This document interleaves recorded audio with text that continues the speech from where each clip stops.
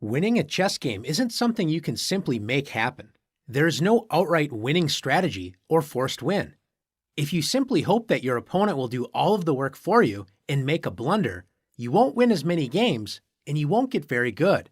The only way to win at chess is by playing with sound strategies and gradually making your position better until you have an overwhelming advantage or your opponent can't handle the pressure and cracks.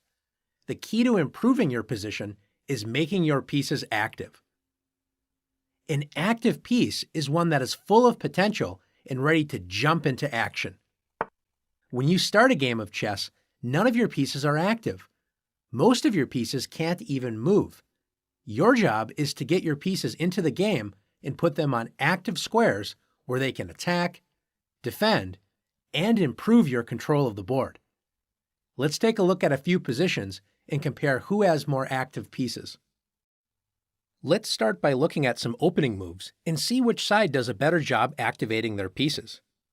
White begins the game with e4, controlling the center and already opening up lines for the light-squared bishop and queen. Black plays h6.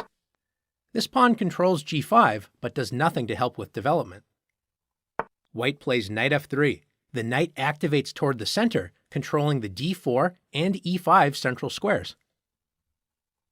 Black plays knight a6, developing a piece, but unlike White's last knight move to f3, Black's knight on a6 does not control the center and only controls 4 squares, b4, c5, c7, and b8. Let's compare that to the knight on f3. 1, 2, 3, 4, 5, 6, 7, 8. 8 total squares, or twice as many as the knight on a6 controls. That's why it's important to develop toward the center. White follows this advice with bishop to c4, controlling the center and placing pressure on Black's weakest point, the f7 square. Notice White is ready to castle on the very next turn. Black plays h5, moving the h-pawn for a second time, which does not control any central squares and wastes time that could have been used to develop a piece. White castles the king to safety and brings the rook toward the center. Black places a second knight to the edge of the board, reducing its square control again to only 4 squares, just like the knight on a6. White activates the rook with rook e1. The rook enjoys open lines in the center of the board. Notice the rook can help support the e-pawn's advance up the board in the future. Taking a look at White's position, you can notice that White has placed a pawn in the center, has developed pieces to active squares that help control the center, and White has also castled the king to safety. Black, on the other hand, does not control any of the key central squares, has 2 knights on the edge of the board, and Black has not moved any pawns that would allow the bishops and queen to enter the game. White's position is far more active. Let's take a look at another position. Take a moment and compare White and Black's pieces. Which side has more active pieces, White or Black? Let's first look at White's pieces. Notice that White has 3 pieces in Black's territory, the bishop on f6, the knight on d6, and the rook on c7.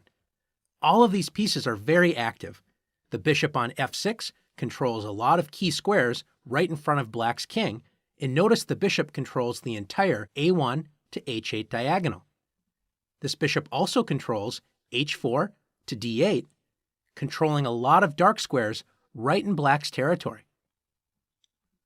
The knight on d6 is excellently placed. It's putting pressure on f7, b7, and the bishop on c8. Notice White's rook on c7 is doing the same thing, pressurizing all 3 of these targets as well. The only piece that's not in Black's territory is the rook on d1, and it enjoys a lot of open squares and also protects the knight on d6.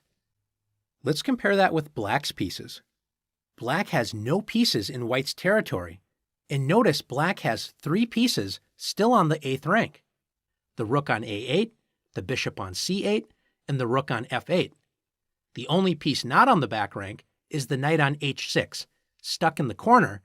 Notice the knight cannot move to f5 or g4 because White has pawns that would capture that knight. Black's pieces are basically paralyzed. Take a look at the light-squared bishop on c8. It has one square, d7, and it's already protected by the white rook.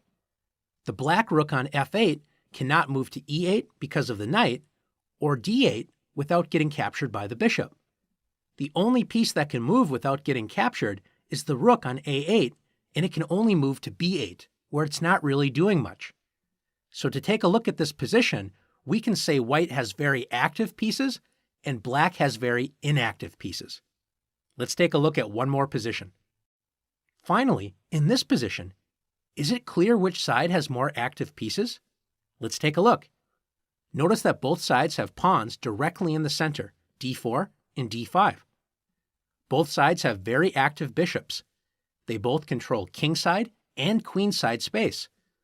Both sides have queens directly behind those bishops, controlling good diagonals on the king side as well as queen side, and they're well placed in the center of the board.